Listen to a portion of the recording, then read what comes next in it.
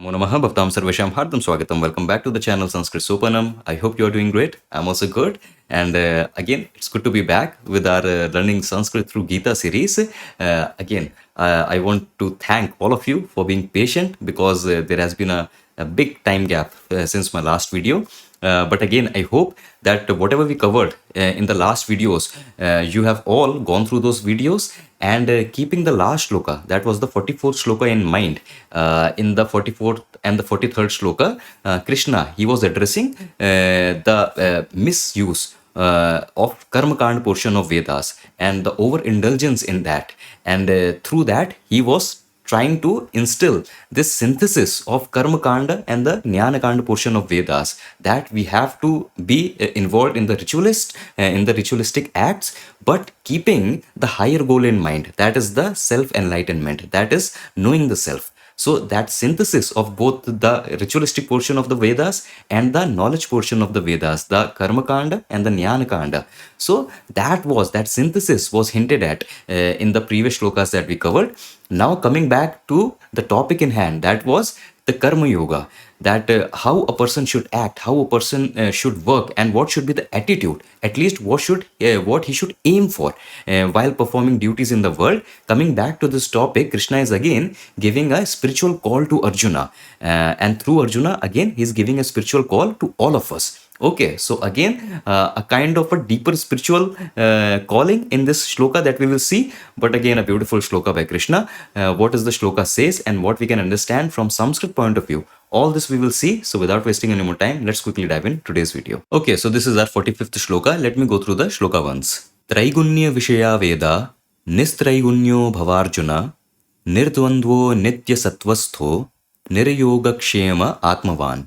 Okay, so here is our original shloka and here is the Sandhi Vichcheda of the same shloka. So you see this pada, these two pada, Traigunya Vishaya Veda. So here between these two padas, Vishaya and Veda, this is the Visarga Lopa Sandhi that has happened. And due to that, the Visarga has disappeared, as you can see here in the original shloka, in the Mool shloka. Okay, and by this point, I hope all of you know these rules, that if after an aha, you have any Mridu Vyanjana, so the Visarga Lopa happens. So that is what is happening here. And then the same thing is happening here, Vedaha and Nistraigunya. So here also, that after an aha, after a dirgha a with a Visarga, you have a Mridu Vyanjana, so the Visarga Lopa is happening. So Vedaha Nistraigunya, it is becoming Veda. The Visarga is disappearing. And you can also spot a Visarga Lopa Sandhi happening here. Niryoga Kshema Atmavan. So here it is Kshemaha. So here what you have is the Raswa A with the Visarga. So it is Aha. But after this Aha, since you have a Swara, that is this A in the case. So here also the Lopa will happen. Okay, so this is also the part of Visarga Lopa Sandhi. Okay, and apart from this, you have instances of Uttva Sandhi. So you see this, Nistraigunya Bhava. So here what is happening? Here you have an Aha, but that is followed by not a Swara, but a Mridu Vyanjana. So in that case, this Aha becomes O. That is the Uttva Sandhi. So Nistraigunya Bhava, this is changing into Nistraigunya Bhava. And again, the same Uttva Sandhi can be spotted here also. Nirdvandvaha. After this aha, you have a na, that is a Mridu Vyanjana. So Nirdvandvo, aha changing into O due to the Uttva Sandhi. Same Uttva Sandhi happening here. Nit Sattvasthaha. Then you have this na, a Mridu Vyanjana. So sthaha, this is changing into stho. Okay, so many instances of Visarga Lopa Sandhi, many instances of Uttva Sandhi. The shloka does not look like it, but it is full of sandhis. Okay.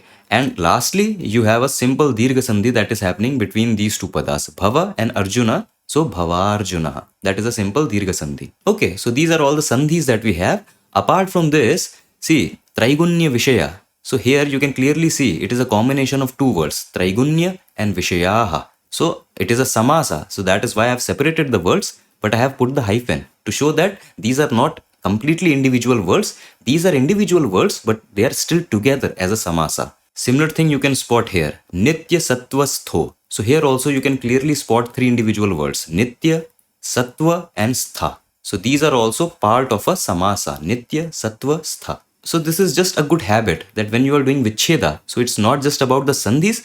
If you find a samasa, then it is good practice that you can spot the individual words that are present in a samasa. Here, Niryoga Kshema, you have Nir, that is the Upsarga. Then you have this Yoga and then you have this Kshema. So this is how you can separate the samasas also, that it becomes easier for someone else to understand what you are doing here.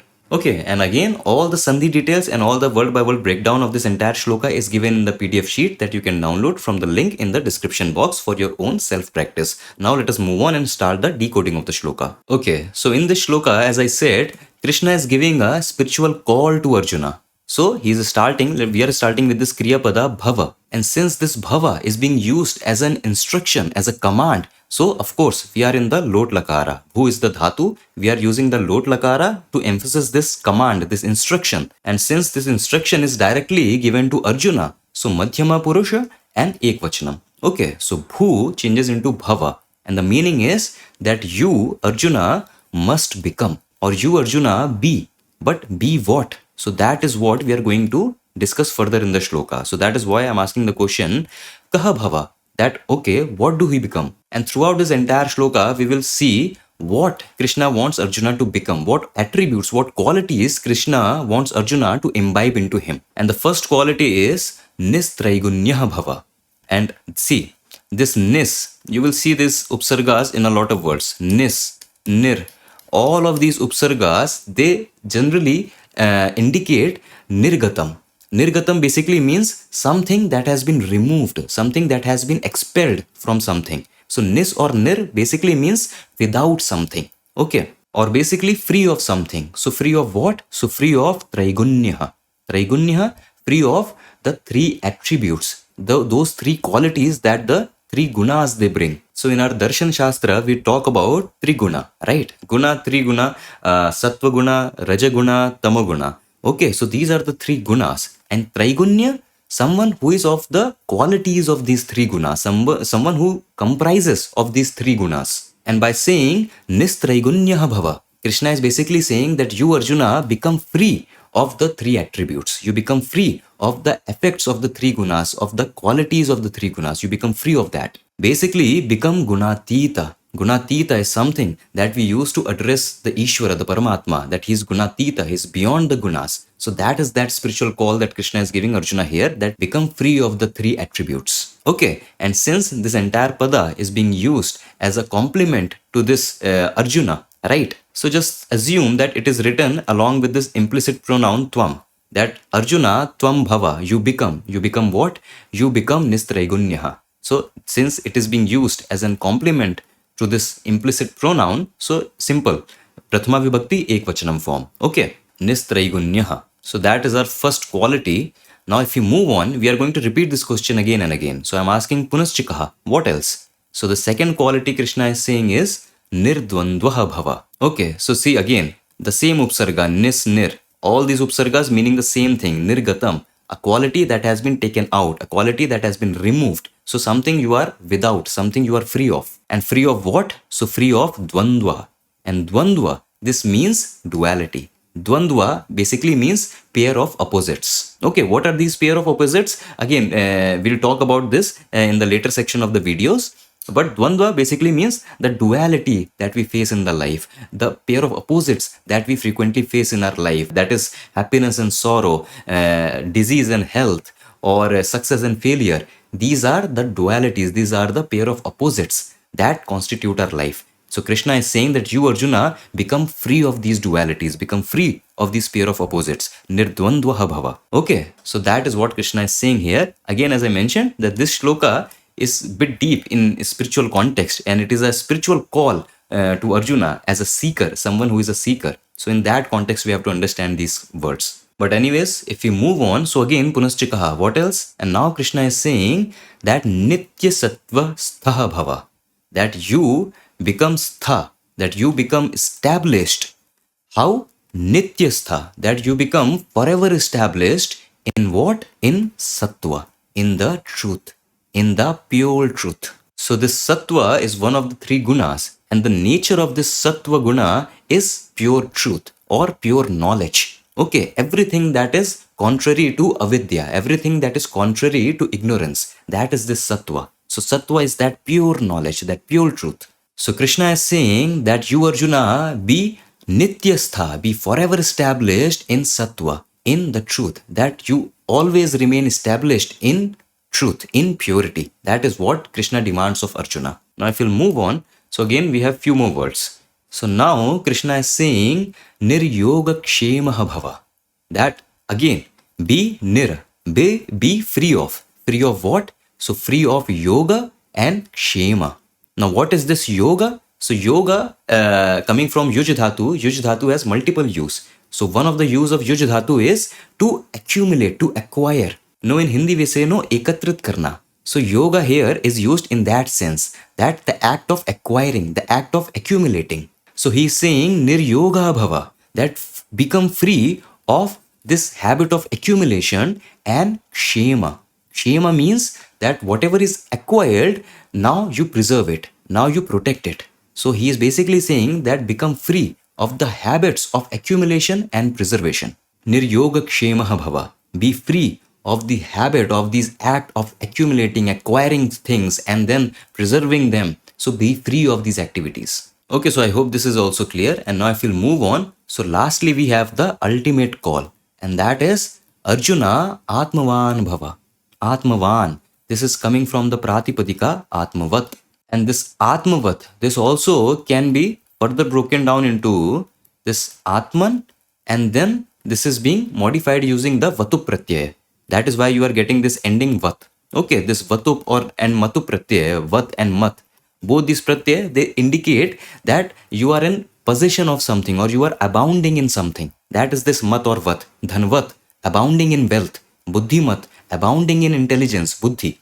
So that is this Vat. And Atmavat here, so you have the Pratipadika Atman. Due to some internal Sandhi rules, this Nakara gets dropped when you combine this word into a Samasa with some other word. So due to that, you are not seeing this Nakara, you are directly seeing this Atmavat.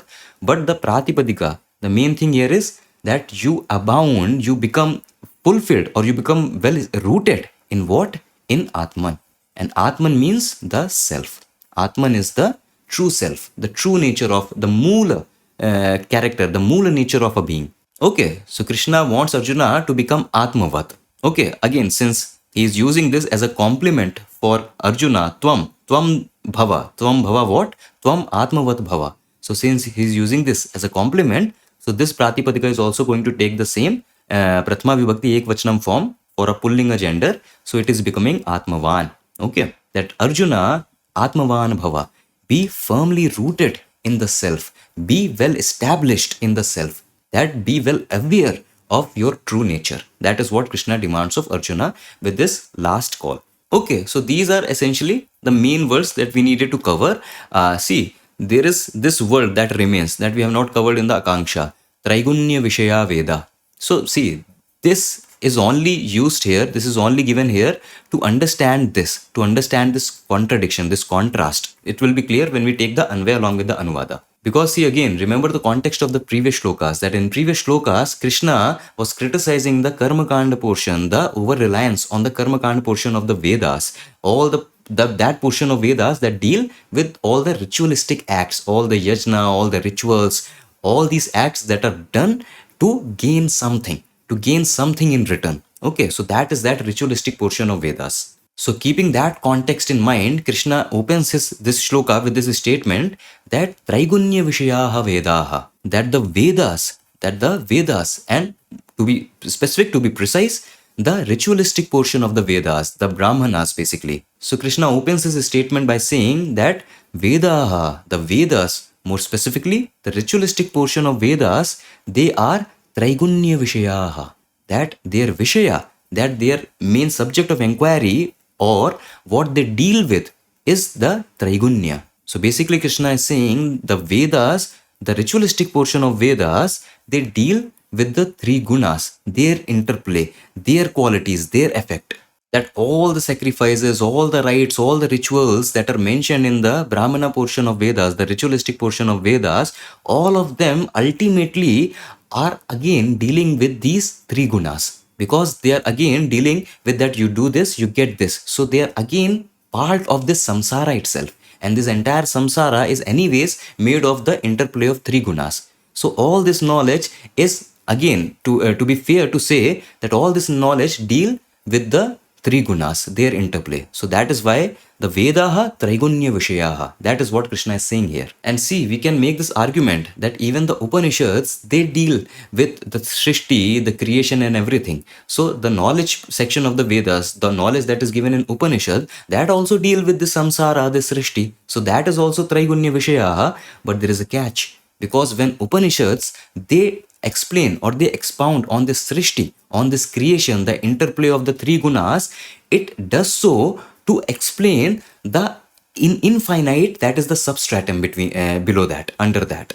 So the Upanishads, they explain or they take help of the finite for us to be able to understand the substratum, that is the infinite. So they take help of this to explain the infinite, to explain that which is beyond the gunas. Okay, so basically this is what connects this shloka with the context that was given in the previous shloka. So Traigunya Vishayaha Vedas, the Vedas, more specifically the ritualistic portion of the Vedas, they deal with the three gunas. But then he says, Arjuna Nistraigunya Bhava. That but still, O Arjuna, you be free from the interplay of these three attributes, that you become gunatita. You become someone who is beyond these three gunas. So again, it is a very high spiritual call, maybe the spiritual call of the highest order. But that is how, after explaining things in materialistic way, Krishna suddenly jots you in action. He suddenly hits you with huge philosophical and huge spiritual truth, just to give a shake to Arjuna, and through Arjuna to us. That okay, that is the highest call, that is the highest goal he is trying for us to aspire. So that is what he's saying here. And then he also continues and says, Nirdvandvaha bhava. See, bhava is used only once, but we know that with all these qualities, he is giving the same call, that bhava, be this. So then he says, Nirdvandvaha bhava, that you be free from the pairs of opposites. Then he says, Nitya sattvastha, you remain forever established in the sattva, in the pure truth. And then he says, Niryoga kshemaha, that be free from the habit of accumulation, that is yoga, and preservation, that is kshema. And then ultimately he says that Atmavan Bhava, that O Arjuna, be established in the self, be well firmly rooted in the self, in your Moola Rupa, in your Moola nature.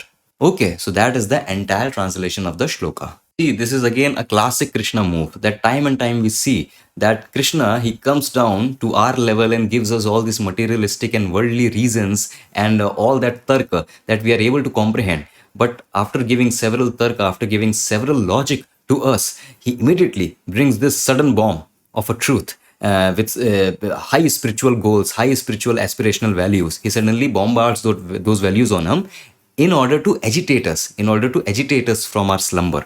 Okay, so he does this. We have seen Krishna do this before also. He is again doing this now, that immediately he is calling Arjuna to be so and so. And all these spiritual calls are of the highest order. When he's saying that Nistraigunya Bhava, it is a spiritual call of the highest order, that become Gunatita, go beyond the three gunas itself. So basically he's saying that go beyond this finite arrangement and understand your infinite nature, that is yourself. So he's basically saying that. When he's saying that Nirdvandva Bhava, see, this dvandva, this pair of opposites, this covers all our experiences in life. All experiences in life, they are these pairs of opposites. Okay, see, you can only experience happiness in contrast to sadness. If there is only happiness, you cannot experience happiness as so. The happiness can only be experienced in contrast or in reference to its opposite, that is sadness. Same goes for good health. You say good health because there is a contrast with the ill health, with the disease. So then there is a good health. Similarly, you can only experience success in contrast with the failure, in contrast and in reference to that failure. So such is the nature of the experiences of our life. All the experiences of our life, they come with this pole where you have these pairs of opposites attached at either end. Such is the nature of all the experiences of our life. Okay, so this dvandva covers all the experiences, and then he's saying nirdvandva bhava, that go beyond these pairs of opposites. Okay, so that is actually a great call to be samatva. It is kind of a call to be equanimous, to get this equanimity of mind, this purest equanimity of mind, that these opposites does not agitate you, because these opposites are the reason we are always agitated. Okay, and then He has covered the experiences, and then he also covers all our activities. All our activities can be covered with this yoga and kshema. Yoga is acquiring something. Okay, because whenever we intend to do something, whenever we desire to do something, that is to acquire, to accumulate something. It can be a tangible thing, it can be a non-tangible thing, but it is to accumulate, acquire something. So that is our desire at work. And then when we have acquired something, then the anxiety within us propels us to preserve it. Now that anxiety propels us to preserve it and keep it intact. Whatever we have acquired, whatever we have in our possession, now that should be intact, that should be preserved. So all the activities of human life, all the egocentric activities of human life can be described with these two words, yoga and kshema, accumulation, and then an intense need, an intense struggle to preserve it. So yoga and kshema. And again, Krishna is saying that niryoga kshemaha bhava, that go beyond that also. So again, all these are highest, that spiritual call of the highest order, as we have already seen that this is not an easy task. This is kind of an ultimate task, that if you can do this, then that is it. That is what is required of you. Okay, but that is how Krishna operates, that he gives you these big goals, and then again later in the shlokas he's again going to give us so many different mechanisms that as to how we can even try to do this. Because to become nirdvandva, it is easier said than done. That become nirdvandva, become niryoga kshema, that is what we have to learn, and that is what Krishna is going to teach us. But he is just bombarding us with these truths that, see, this is the final stage that you have to reach. Okay, so still you have to keep on going. And even all these activities can be done keeping this thing in mind, that try to become free, not entirely free, but try to lighten this burden of yoga and kshema. That the intensity with which you want to acquire and you want to preserve, at least lower that intensity. No, that same thing goes for dvandva, that the intensity with which the pairs of opposites of any experience hits you, agitates you, at least try to lessen that impact, at least try to reduce that impact, try to generate that equanimous mind, that samatvam buddhi. Okay, so with this, he sort of gives us that, okay, that is the direction we have to move, at least. So again, all these terms are very beautifully shown. The best way, as I've mentioned so many times before, the best way to understand the entire depth of these shlokas is to follow a bhashya, is to follow a commentary on them. Because these simple shlokas, Sanskrit point of view, very easy to understand, but they have immense depth in them. And someone like me, again, not so qualified as to I can give you that immense depth. I also read it from some bhashya, some commentary, I understand it, and then I can only give you what my limited mind and intellect is able to understand. But again, it's always my request that please follow these Bhagavad Gita shlokas with some authentic bhashya, authentic commentary on them, so that you understand the depth of these verses, that what they are trying to say actually. Okay, so that will be the best way. That is the only way to understand these things. But anyways, I hope apart from this, all the padas of the shloka are clear, very simple padas. You have the PDF sheet that can assist you in case I missed out anything. And I'll try to be more consistent with these Bhagavad Gita videos. Again, some shifting happening these days. So I'm not able to be consistent here, but I'll try to be more consistent to keep this flow going. So I'll meet you with another video, with another Gita Shloka. Until then, stay awesome, stay happy, keep learning Sanskrit. Vayam punha milamaha. Dhanyavad.